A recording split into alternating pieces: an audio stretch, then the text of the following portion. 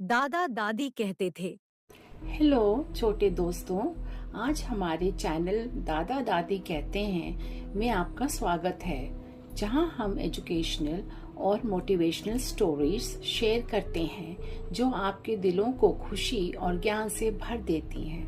आज मेरे पास आप बच्चों के लिए एक विशेष कहानी है। इसका नाम है उदास मोर, स्टोरी ऑफ सेल्फ एक्सेप्टेंस, आत्म स्वीकृति की कहानी।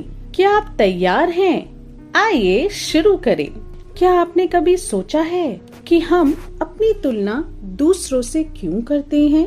क्यों हमें हमेशा लगता है कि हमारे पास जो है वो काफी नहीं है? आज मैं आपको एक सुंदर कहानी सुनाने जा रही हूँ, एक मोर की कहानी जिसने इसी भावना के कारण अपनी खुशी खो दी थी। किसी बरसात के दिन की बात है। एक शानदार मोर जिसने अपने चमकदार और खूबसूरत पंखों की वजह से जंगल में सभी का ध्यान आकर्षित कर लिया था, खुशी से नाच रहा था। उसका हर कदम जैसे प्रकृति की सुंदरता का उत्सव था। लेकिन जैसे ही वह अपने खूबसूरत पंखों को देखता, अचानक उसकी तेज और कानों को चुभने वाली आवाज उसके कानों में गूंजने लगी, जो उसकी सुंदरता के मुकाबले बेहद साधारण थी। बस फिर क्या, उसकी सारी खुशी गायब हो गई। उसके चेहरे पर उदासी छा गई। तभी मोर ने पास के एक पेड़ से बुलबुल की मधुर आवाज सुनी। उसकी सुंदर गायकी सुनकर मोर की उदासी और बढ़ गई।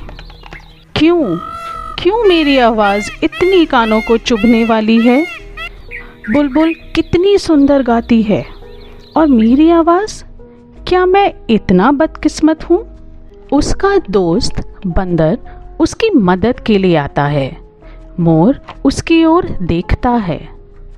मोर की निराशा और उदासी को देखकर उसका दोस्त बंदर उससे पूछता है, मोर, तुम इतने उदास क्यों हो? मेरी आवाज ये इतनी कर्कश और भद्दी है। बुलबुल कितना सुंदर गाती है, लेकिन मेरे पास सिर्फ ये पंख हैं और कुछ नहीं। उसका मित्र बंदर उसे एनकरेज करता है। तुम्हारी शिकायत सुनकर दुख हुआ, लेकिन याद रखो, हर जीव अपने आप में खास होता है। हर किसी को कुछ ना कुछ अनोखा दिया गया है। मैं शरारती हूँ, इसलिए बच्चे मुझे पसंद करते हैं। बुलबुल को मधुर आवाज मिली है, लेकिन तुम्हें भी खूबसूरत पंखों का आशीर्वाद मिला है। तुम्हारी पहचान तुम्हारी आवाज से नहीं, बल्कि तुम्हारे चमचमाते पंखों से है। असली खूबसूरती इस बात में है कि हम जो हैं उसे स्वीकार करें और उसका सर्वोत्तम उपयोग करें। मोर को सच्चाई का एहसास समझ आ जाता है। मोर अपनी आंखों में चमक के साथ सिर उठाता है। उसके चेहरे पर एक शांत मुस्कान लौटती है। बंदर की बातों ने मोर को उसकी वास्तविकता का एहसास दिलाया। उसने सोचा कि वह कितनी बड़ी गलती कर रहा था।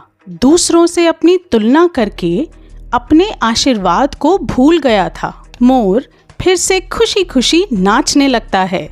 उसकी आंखों में संतोष झलकता है। खूबसूरत मोर अपनी चमकदार पंख फैलाते हुए दिखता है, जबकि बुलबुल पास में बैठी गा रही है। दोनों संतोषजनक रूप से एक दूसरे की खासियत का आनंद ले रहे हैं। कहानी की नीति यानी मॉरल ऑफ द स्टोरी, इस कहानी से हमें ये सीख मिलती है कि सेल्फ एक्सेप्टेंस, आत्म स्वीकृति की खुशी की ओर पहला कदम है। अपनी तुलना दूसरों से करना बंद करें। जो आपके पास है उसका सर्वोत्तम उपयोग करें, बजाय इसके कि जो आपके पास नहीं है उससे दुखी हों। सेल्फ एक्सेप्टेंस, आत्म स्वीकृति से ही सच्ची खुशी मिलती है। तो दोस्तों, आज की इस कहानी से हमें ये सीखने को मिला कि हर कोई अनोखा होता है। हमें चाहिए कि हम अपने गुणों को पहचानें और उनका सम्मान करें। अगर आपको ये कहानी पसंद आई हो तो इसे लाइक और शेयर करना ना भूलें।